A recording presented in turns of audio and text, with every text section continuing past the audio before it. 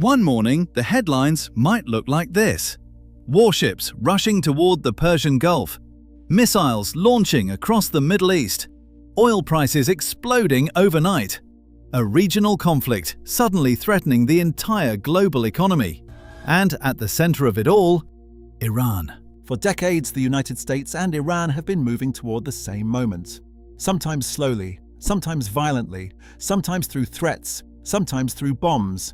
Every few years, the world hears the same words again: war in the Middle East, American warships moving closer, missiles on standby, oil prices rising. But this conflict didn't appear overnight. To understand why it keeps happening, you have to look at the map.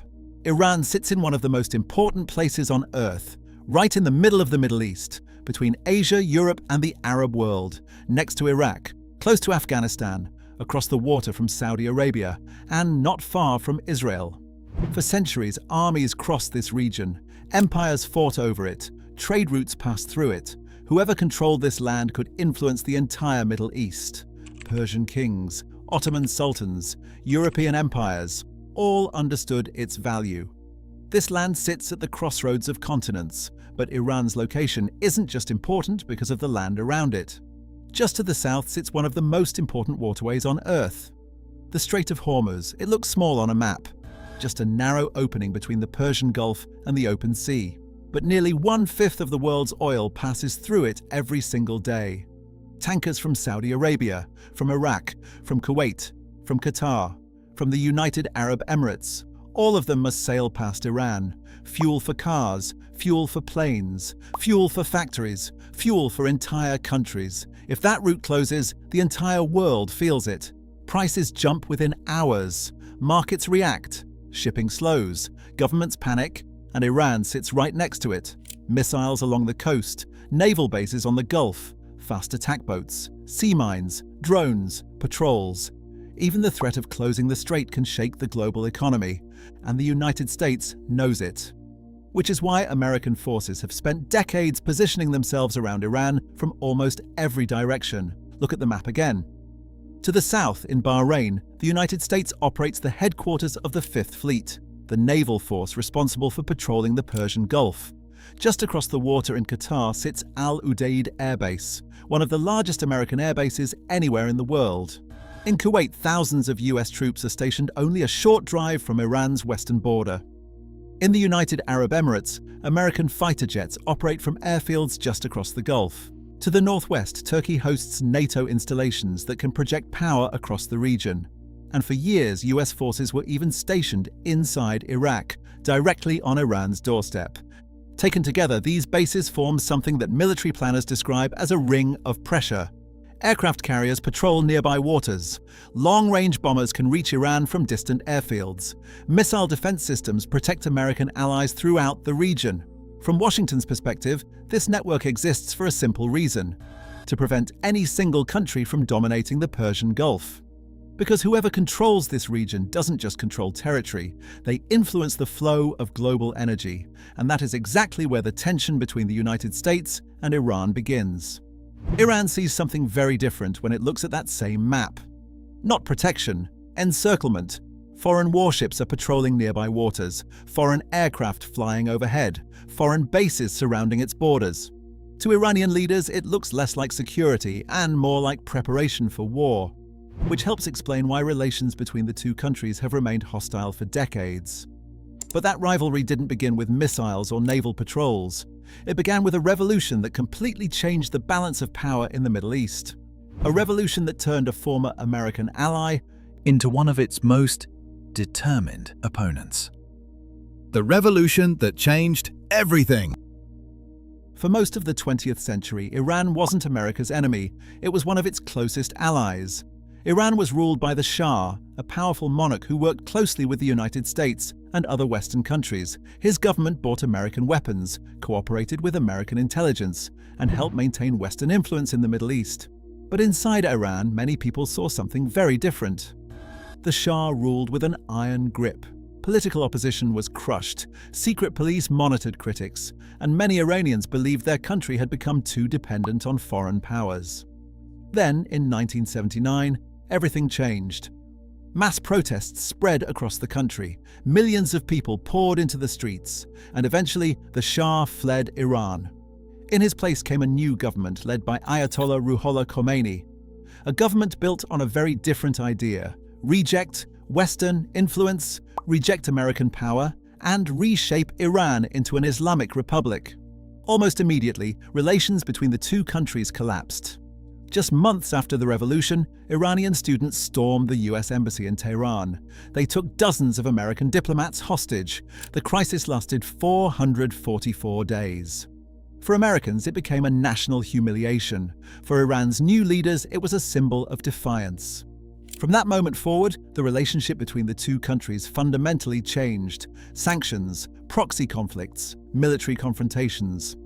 For more than 40 years, the United States and Iran have existed in a constant state of tension. But over time, Iran began preparing for something much bigger than diplomatic pressure, because Iranian leaders understood a hard truth.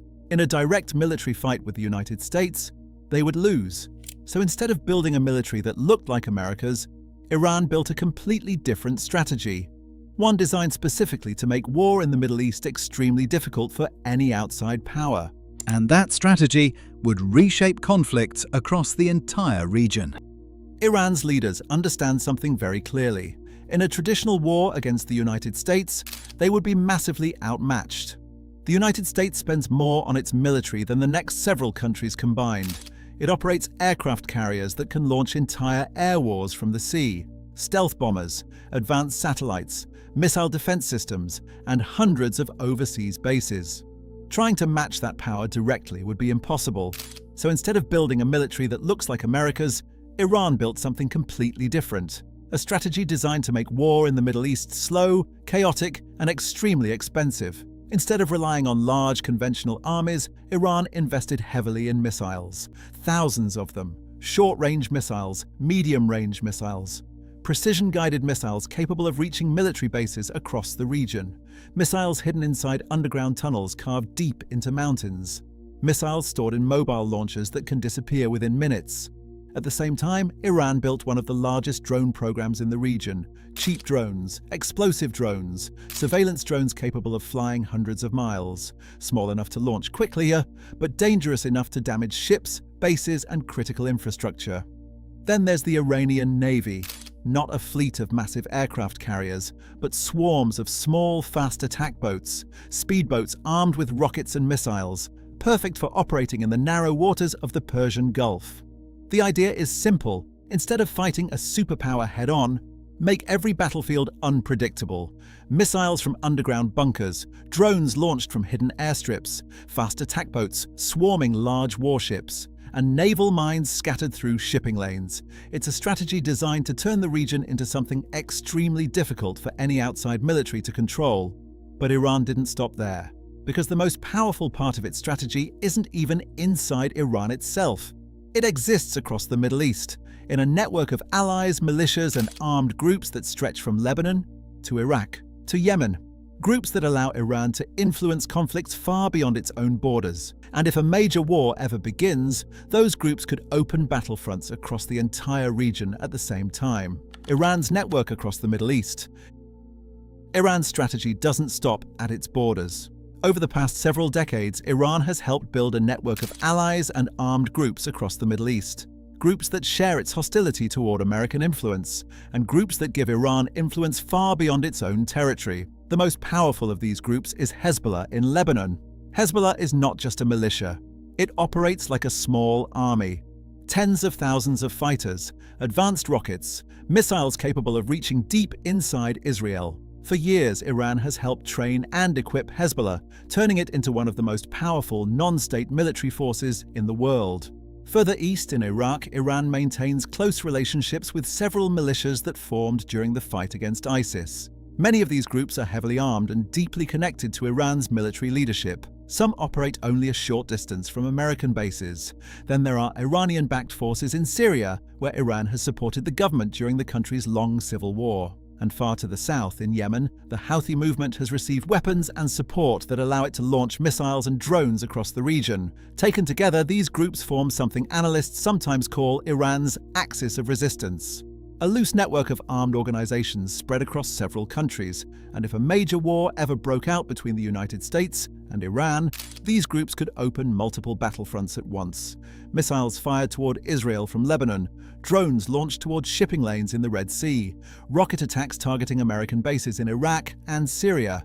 Instead of one battlefield, there could be many, which is exactly the kind of conflict Iran has spent decades preparing for. But there's one issue that keeps bringing the United States and Iran dangerously close to open war. An issue that has triggered sanctions, cyber attacks, sabotage operations, and repeated threats of military strikes. Iran's nuclear program. Because if Iran ever develops a nuclear weapon, the balance of power in the Middle East could change overnight. And before we get into the part of the story that keeps bringing these two countries to the edge of war, make sure to like and subscribe. The nuclear red line. For decades, Iran has insisted that its nuclear program is peaceful: power plants, medical research, civilian energy.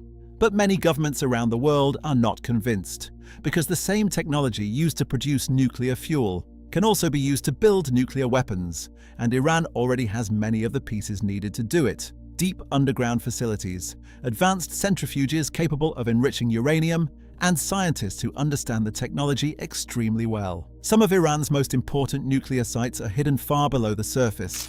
Places like Natanz, where thousands of centrifuges spin inside reinforced halls. Or Fordo, a facility buried deep inside a mountain, built specifically to survive airstrikes. From Iran's perspective, these facilities are about security, a way to protect the country's energy independence, and a way to ensure foreign powers cannot control its future. But from the perspective of the United States and its allies, the concern is very different. If Iran ever produces enough highly enriched uranium, it could potentially build a nuclear weapon. And in one of the most volatile regions on Earth, that possibility makes many governments extremely nervous, because a nuclear-armed Iran could change the balance of power across the entire Middle East. Countries like Saudi Arabia might seek their own nuclear weapons. Israel, which is widely believed to already possess nuclear arms, has repeatedly said it will not allow Iran to develop them. And the United States has spent years trying to slow Iran's nuclear progress through sanctions, negotiations, and international agreements. At times, those efforts appeared to work. In 2015, Iran signed a major nuclear deal with several world powers. The agreement placed limits on uranium enrichment and allowed international inspections of nuclear facilities. In exchange, economic sanctions were lifted, but the deal didn't last. Years later, the agreement collapsed, sanctions returned, and Iran began expanding its nuclear program once again. Since then, tensions have risen repeatedly. Cyber attacks targeting nuclear facilities, explosions at enrichment sites, assassinations of Iranian nuclear scientists, each incident pushing the two sides closer to open confrontation. Because once nuclear weapons enter the equation, the pressure to act before it's too late becomes enormous. And that pressure has already brought the United States and Iran dangerously close to war more than once. The war that almost happened. Over the past several years, the United States and Iran have come dangerously close to open conflict, again and again. In 2019, a series of mysterious attacks targeted oil tankers in the Persian Gulf. Explosions ripped through the sides of commercial ships. Several were damaged while passing near the Strait of Hormuz. No country officially claimed responsibility, but many governments blamed Iran. Tensions rose almost immediately. Then, just weeks later, Iranian forces shot down an American surveillance drone flying near their airspace. The aircraft was worth more than $100 million. For a brief moment, the United States prepared military strikes in response. Warplanes were readied, targets were selected, missiles were prepared. According to reports, the attack was called off only minutes before it was launched. And the worst part? That wasn't the closest they've been to war. The most dramatic escalation came the following year. In January 2020, the United States carried out a drone strike in Baghdad that killed General Qasem Soleimani. Soleimani was one of the most powerful military leaders in Iran, the commander responsible for coordinating many of Iran's operations across the Middle East. His death shocked the region. Millions attended funeral processions in Iran, and the country's leadership promised retaliation. Days later, Iranian missiles slammed into American military bases in Iraq. More than a dozen ballistic missiles struck installations housing US troops. For the first time in decades, Iran had directly attacked American forces. Around the world, governments braced for what might come next. Another strike, a counterstrike, the possibility of a full regional war. But after several tense days, the situation began to calm. Neither side escalated further. The crisis faded from the headlines, yet the underlying tensions never disappeared. American warships still patrol the Persian Gulf. Iranian missiles remain pointed toward nearby bases, and every few years another confrontation pushes the two countries back to the edge of conflict, which raises an uncomfortable question. If a war between the United States and Iran actually did begin, what would it look like, and how quickly could it spread across the entire Middle East? If a full-scale war between the United States and Iran ever began, it would likely start very quickly, and it wouldn't stay contained to one battlefield. Within hours of the first strikes, the conflict could spread across the entire region. American aircraft and cruise missiles would likely target Iran's air defenses, missile sites, and nuclear facilities. Stealth bombers, carrier-based fighter jets, long-range missiles launched from submarines and destroyers. The goal would be to cripple Iran's ability to respond. But Iran would not remain passive. Thousands of missiles could be launched toward American bases across the Middle East. Targets in Qatar, in Bahrain, in Kuwait, in the United Arab Emirates. Many of these bases sit only a few hundred miles from Iranian territory. And at the same time, Iran's network of regional allies could begin opening additional fronts. Hezbollah rockets raining down on Israel from Lebanon, militias attacking American installations in Iraq and Syria, drones targeting shipping lanes in the Red Sea. Suddenly, the conflict would no longer be one war. It would be many wars happening at once, but one of the most important battlefields wouldn't be on land at all. It would be here, the Strait of Hormuz. If Iran chose to disrupt shipping through the strait, even temporarily, the effects would ripple across the entire global economy. Naval mines scattered across shipping lanes, missile strikes targeting oil tankers, fast attack boats harassing commercial vessels. Even a small disruption could cause energy prices to surge worldwide. Oil markets would react within minutes, stock markets would follow, governments across the world would scramble to stabilize supplies. Because the Persian Gulf isn't just another region, it's the heart of the global energy system, and a major war there would affect far more than the countries directly involved. Which is exactly why every confrontation between the United States and Iran attracts so much global attention. Because the ingredients for a much larger conflict are already there. Military forces operating close to one another, critical trade routes running through narrow choke points, and rival powers competing for influence in the same region. The hope, of course, is that those ingredients never combine, because if they do, the consequences wouldn't stay in the Middle East. They would spread across the entire world. And that's why every few years the same headlines seem to return. Warships moving toward the Persian Gulf, missiles placed on standby, oil prices suddenly rising, the United States trying to prevent any single power from dominating the region, Iran determined to defend its influence and its security, both sides watching each other carefully, both sides preparing for the possibility of conflict, and both sides understanding how dangerous that conflict could become. Because a war between the United States and Iran wouldn't just affect two countries, it would affect the entire Middle East. Global energy supplies, international trade, and the stability of the global economy. That's why tensions between these two countries never fully disappear. They rise, they fall, but the underlying conflict always remains. Which is why the world continues to watch the Persian Gulf so closely.